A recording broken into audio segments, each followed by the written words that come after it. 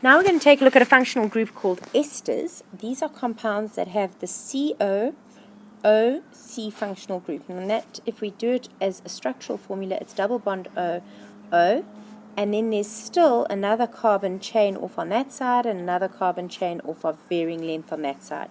But over here is the functional group. Esters generally have pleasant smells, and they are responsible for the fragrance of fruits and flowers. Esters arise by the reaction between a carboxylic acid and an alcohol.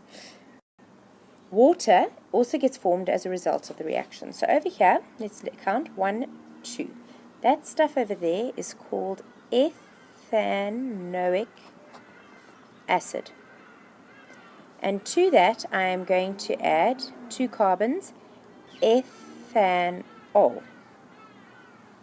What happens is the ethanoic acid loses its OH group, and the ethanol loses its H group.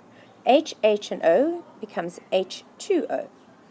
Then the rest of the molecule clamps onto each other. So CH3C double bond O. Here's an O. O is the link, and then CH2, CH3, just like it is over there. All esters consist of 2 parts, the ethyl, derived from the ethanol, and the ethanoate, derived from the ethanoic acid. So over here, hanging off, is an ethyl group, and this stuff over here is ethanoate.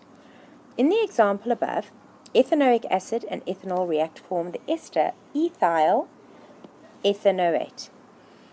The oxygen atom acts as the divider in that molecule when we want to name it. So if I have a molecule that looks like this, I will use the oxygen as the divider, click it over, click it over. This part has no oxygen, so it is a 1, 2, 3, 4 butyl group. This part has the double bond oxygen, so it is going to give me propanoate. So this is butyl propanoate.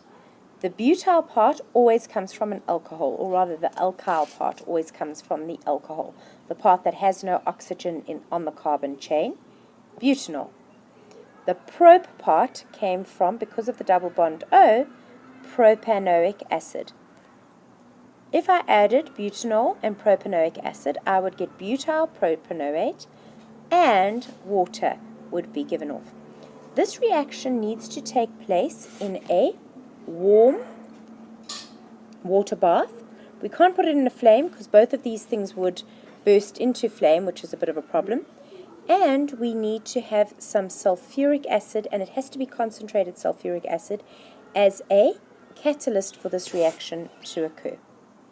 So if we're taking a look over here at another substance, methanol, and here's ethanoic acid, and we've got some concentrated sulfuric acid and a warm water bath.